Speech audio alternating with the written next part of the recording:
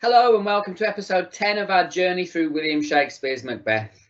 Last time we saw Macbeth creeping through the darkness toward Duncan's chambers, where he intended to commit regicide. Today we will look at Act 2, Scene 2, where the king is dead. Macbeth returns to Lady Macbeth, but he is crumbling and she will have to take control. There is also a suspicious knocking at the gates of Macbeth's castle. Let's head back to that castle where night still has hold and heinous acts are taking place. We'll start off with a quick reminder on annotation, same as usual. I'll be annotating general plot points in green, contextual factors in blue, and writer's craft in red. And this scene opens with Lady Macbeth. She's alone on stage at this point. She talks about the alcohol that she's used to drug the guards and how it's given her confidence. She then moves on and discusses two images that are linked because they're both omens of death. The bellman rings its bell as it leads people to death, but then the owl in Greek mythology was one of Hades' sacred animals. Hades was the lord of the underworld, but it's also a hunter. It's an animal that kills during the night, just like Macbeth. She then runs back through the plan. She can't believe really how easy it's been for them.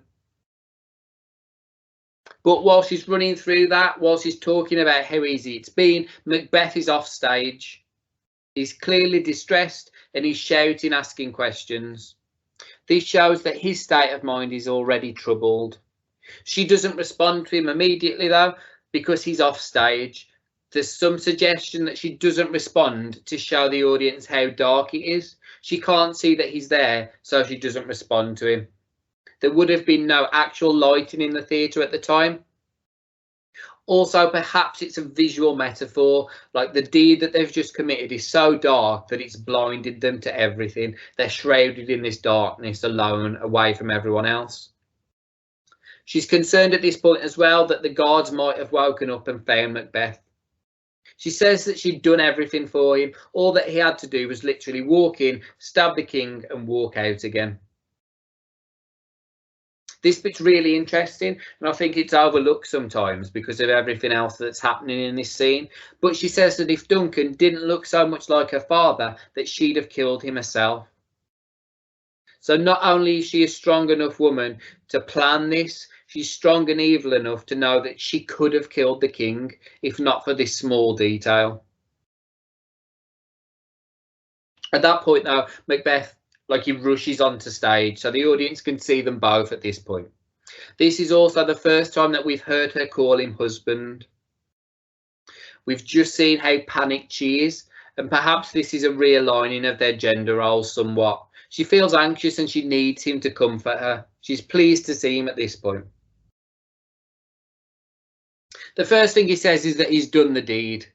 That done sound again, remember, is linked to the idea of fated acts, but he still can't say what he's done. Previously, we've seen him refer to it as business, and now it's a deed. He can never vocalise the action that he's actually just done. And there's a lot of focus on noise, or on the lack of noise here. It's completely silent apart from these two talking. That in itself builds the tense atmosphere that this scene has got. We then see that nature's reacting to Duncan's death. The natural order has been broken by Macbeth because he's killed the king.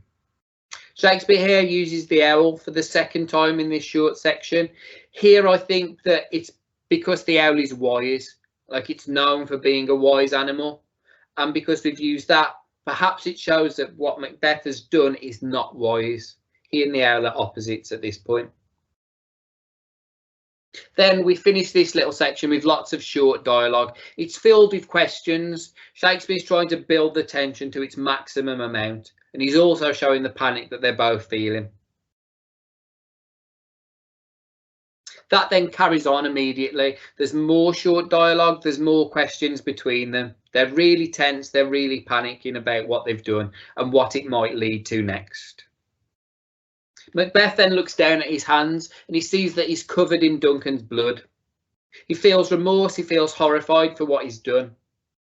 Remember that blood is a motif that represents guilt, So the fact that he's covered in this massive amount of blood shows the sheer amount of guilt that he's feeling for what he's just done. Lady Macbeth, however, is the absolute opposite. She seems to be almost criticising him for feeling the way he does. She says it's foolish. And the use of sibilance seems to suggest that she's manipulating him still. She's still that snake whispering in his ear. She's being calm here to show him that he has to be calm as well.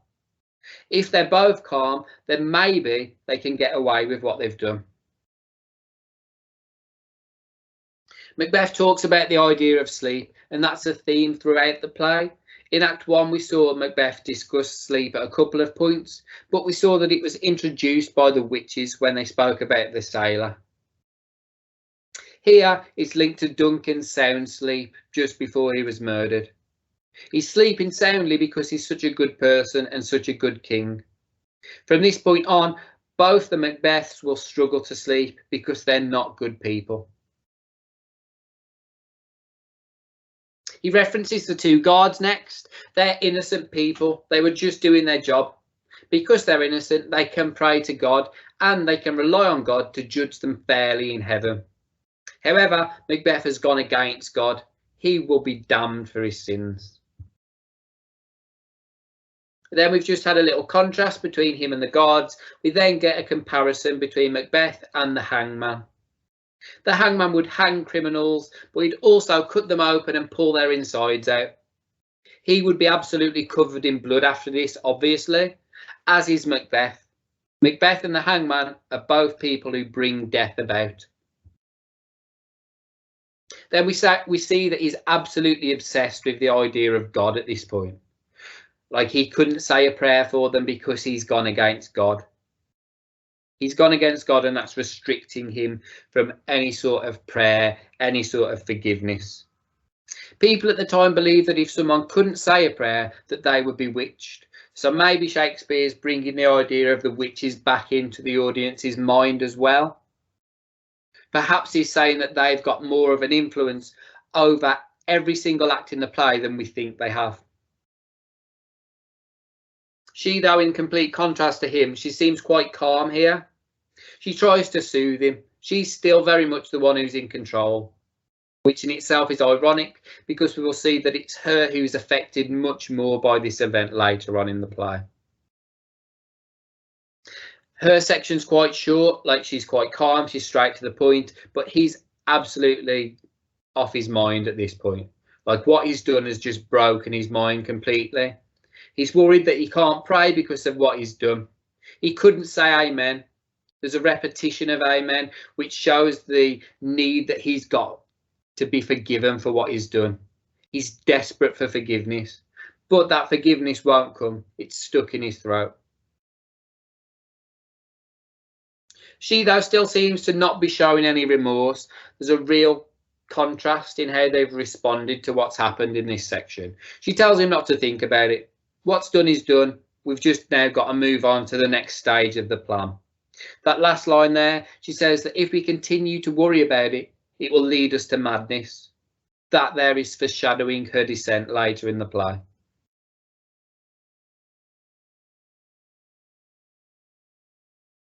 Macbeth, though, he can't move on. The paranoia set in for him. He thinks at this point that he can hear voices calling to him. He's still talking about sleep as well. That repetition of sleep emphasises the effect that Duncan's murders had. Because he's killed Duncan and disrupted nature, Macbeth's going to struggle to sleep from this point in the play. Then Shakespeare personifies sleep and care. It does this to show the benefits that sleep brings. It brings peace and it brings healing, something that Macbeth and Lady Macbeth both desperately need, but will both not be able to get. Again, we've just spoken about how short her sections of dialogue are. Again, this is really short, it's really simple. This makes Macbeth look rambling and unstable in comparison to her. It also makes him look weak because she's having to question what he's on about. Then we're right back into his madness. He's rambling, he's shouting. This voice that he can hear, maybe it's his conscience, maybe it's his fear that everyone's going to find out what he's done. There's repetition of sleep again in this section. It's showing the struggle that he's going to have going forward. There's a suggestion here that the act he's done will inhibit sleep because he's gone against nature. He won't be able to take the benefits that nature and natural sleep can bring for him. She then foreshadows the madness that will come for them both later again. Macbeth, though, is already mad. This bit we get a repetition of the word worthy again, linking back to the act of treachery and the original Thane of Cawdor, MacDonald, from the start. She then says that he needs to go and wash the blood from his hands. He needs to get rid of the evidence, as any murderer would do. She's still thinking about the plan. While he's just ranting and raving, she's still focused on what they need to do. And then she seems to realise that he's brought the daggers back with him. He hasn't followed the plan. He's panicked, he's killed Duncan, and he's just run away with the daggers still in his hand. She questions him on this, showing that she's still in control. She's having to guide him through it. It's almost as if she's completely in control of him at this point, because without her, he'd just fall apart. She tells him that he needs to go back. He needs to plant the daggers on the guards. He needs to follow the plan that they'd agreed on, but he can't do it. This is perhaps his moment of realisation. He just can't go back. He can't see it again. Seeing Duncan's body once has driven him to this madness. Seeing it again will absolutely break him. He says "I" 3 times in this section, perhaps showing that he realises that he's on his own in this. Even though they've planned it together, he's the one who committed regicide. He's the one who will be judged for that, even harsher than Lady Macbeth will be. She's fuming, naturally. She's done everything for him until this point. She came up with the plan. She told him exactly what to do, but he couldn't do it. She criticises him here. He's weak. He can't complete the job she'd given him. She's going to have to go and do it herself. She says that she will go back. She will cover the guards in Duncan's blood. She will finish the plan herself. Gilding is usually to cover something in precious metals. That's a nice link to Duncan's royal blood here. Duncan's blood is golden because of his status. She then goes and this knocking starts. The knocking sound itself builds tension up. The audience are wondering who is at the gates, who has arrived, and if they would find out what Macbeth has done. Macbeth then draws the audience's attention to the knocking. He questions it. Again, we're showing the fragile state of mind that he's in at this point. He's absolutely terrified. Since he's killed Duncan, he's fallen apart. Remember at the start when we had brave warrior Macbeth, who wasn't afraid of anything. We've got a huge contrast to that at this point. He worries that the person who's at the gates is going to punish him for his crimes by plucking his eyes out, which is a nice link from Shakespeare to King Oedipus from Greek mythology. He plucked out his own eyes after killing his father, the king. That act drove him to madness. We're also foreshadowing the end of the play in this bit, as the person who is knocking at the gates is Macduff. He then talks about the guilt that he's feeling. He mentions Neptune, who was the Roman god of the sea. Macbeth's worried that he feels so much guilt, he's covered in so much blood, that not even all of the water in all of the oceans would wash it away. He thinks that the guilt that he feels will never end. At that point now, Lady Macbeth rushes back onto stage. She's also covered in Duncan's blood now. They're in the same situation. They're both implicated. They're both covered in blood, covered in guilt, but she doesn't feel it like he does.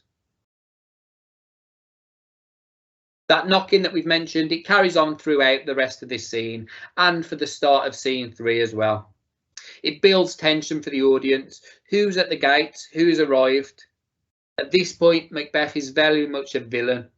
Is the person at the gates our hero? It's also a possibility that it represents the guilt that Macbeth feels. It's constant. This guilt is just knocking away at the inside of Macbeth's head from his brain.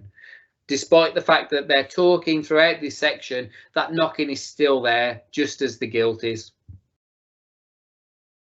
Lady Macbeth then also brings the audience's attention to the knocking. She hears the knocking for the first time, maybe, and she says that it's time for them to go to bed. She's bringing the plan to a close. They've done the plan, they've done what they planned to do. Now they need to go to bed before they're found out of bed. There's a contrast with Macbeth's feelings in this bit as well, because she assumes that the blood will be washed away with a little bit of water. She thinks the guilt that they feel will go easily, whereas Macbeth is aware that not even all the water in the world would wash it away. Macbeth, it feels almost as if life's pointless at this point. He wishes he could be unconscious of everything. He wants to not know what's going on. He wants to forget what he's done, but he can't forget it. And then he wishes that this knocking could bring Duncan back. He wants Duncan to not be dead anymore, because if Duncan wasn't dead, he wouldn't be the person who'd committed regicide. He wants everything to go back to how it was at the start. He ends this scene by drawing the attention back to this knocking. We're really building up the entrance of this person at the gates, whoever it is, and that's going to be our next dramatic climax in the play. And there we are at the end of Act 2, Scene 2. We've got the regicide out the way now. Duncan is dead. Macbeth and Lady Macbeth have done it. They finished the plan that they made at the start. But now this person is knocking at the gates. We see that Macbeth and Lady Macbeth are very much on their own in this. They're shrouded in darkness. They're apart from everyone else because of what they have done. At this point, if you've got any extra notes that you want to add to your scripts, then please do. Please also add them into the comment section below. You never know, some of your ideas could maybe help someone else to see things in a different way. Same as usual, you can find us over on Instagram at OpenBookPC, and please don't forget to like, share and subscribe to the channel. I will see you next time back in Macbeth's castle in Act 2, Scene 3 to see the immediate aftermath of the regicide.